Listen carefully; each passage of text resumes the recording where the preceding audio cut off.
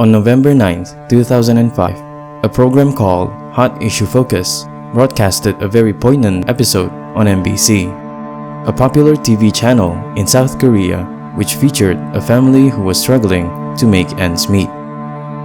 The broadcast featured Lee Young-hak's family, who was struggling to provide the necessary treatment for his daughter, who is a victim of a rare autosomal dental tumor which deformed her jaw severely. Lee Young-hak also suffers from the same dental tumor as her daughter. However, rather than his jaw being disfigured by the tumor, it made him lose all of his teeth and left him with only one. Because of this, he was nicknamed Molar Daddy. Because of how heartbreaking the episode was, it caught a lot of the viewers' attention and their hearts. Following its broadcast, many sent in money to help Lee Young-hak's daughter. The episode had so much impact that the donations continued to pour in 11 years later.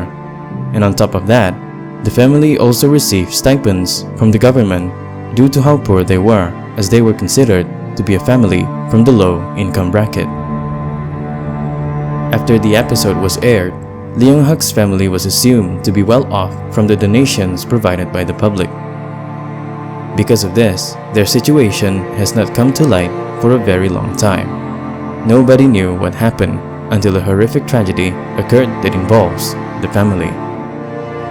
On September 30th, 2017, Lee Young-hak, who was once thought to be a loving father, who was struggling to provide for his family, who cried for the well-being of his daughter, had raped and murdered a 14-year-old girl.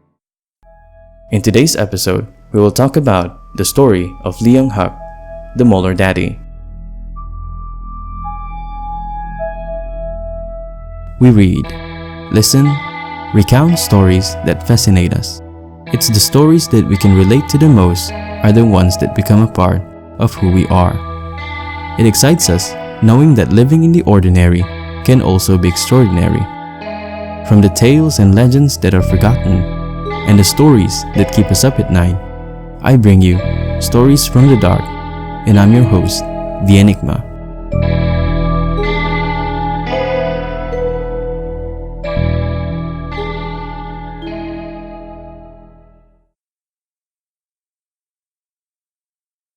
It was only after the news of the murder that the public had learned what the money from the donations were used for. According to Molar Daddy's tweets from his Twitter account, he used the money to buy himself a foreign car, to eat out at expensive restaurants, to buy himself designer clothes, and to tattoo his body heavily. This was especially controversial in Korea because having a tattoo is considered a taboo. Although the law is not strictly enforced, only doctors are allowed to do tattoo art. He mainly used the money for himself. A 180-degree turn from who he was on screen. From his tweets, there was also evidence that Molar Daddy is sexually attracted to minors. He would boast how wealthy he is and how he can spoil them so that he could sleep with them in exchange. I'm looking for a girl between the ages of 14 to 20 to live with me. You will have your own room with shower included. You must be well-mannered and have the basics of a good girl. Don't waste time and focus on chasing your dreams. Always have the urge to chase for success. I'm here to hear your personal problems, education problems amongst other things. This is for a minimum of 3 to 6 months and you will be paid around 600,000 to 800,000 won immediately, not afterwards. In addition to his lavish spendings and attraction toward minors, he also owns a prostitution ring where he employed a number of young girls, whom some of them are minors. Also, in order to earn an additional profit, he would upload videos of his customers engaging in intercourse. Molar Daddy's wife, Cho Mi-sun, was not free from the exploitation of his husband's greed, as she was reportedly being forced to be involved in his prostitution business. Not only that, but several videos were also found of his wife offering the sexual service on the illegal website. Cho Mi-sun was not only abused outside of her home, but she was also abused within her family circle. Her father-in-law had sexually assaulted her since 2009. She would cry to her husband about the abuse, but he would ignore her. she filed a complaint to the police about her father-in-law, but he denied the charges. Having no one to turn to, she ended her life by jumping off her apartment on September 1st, 2017. She left a note saying, "I've been raped by my father-in-law, the stepfather of my husband, since 2009.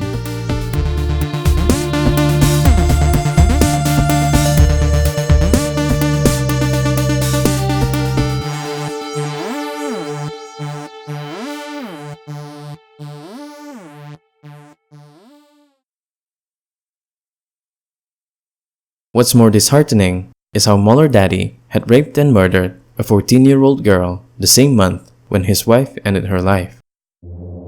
To make things worse, his now 14-year-old daughter was also involved in the murder.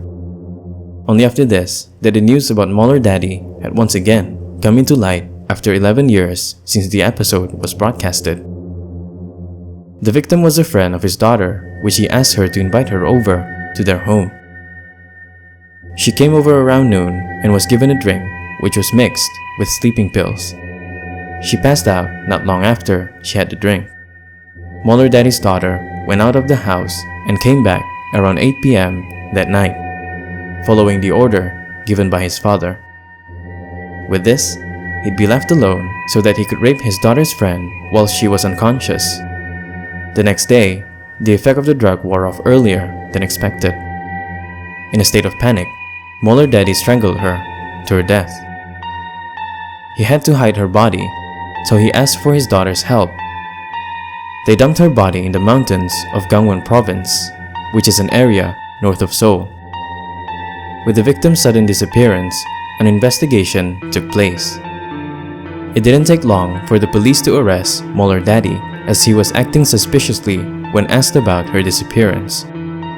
During the investigation, Molar Daddy's daughter was also questioned about the murder, and she admitted to the crimes and along with her involvement. Because of this, she was sentenced to 4 to 6 years of jail under juvenile law. As for Molar Daddy, he was initially sentenced to death, but was later commuted to long-term imprisonment. This is the most talked about case in modern Korea due to how unexpected and how appalling it was. Because of the same reason, the police had released Molar Daddy's real name to the public. This is especially unique as Korean authorities would usually withhold the identities of the suspects during the investigation.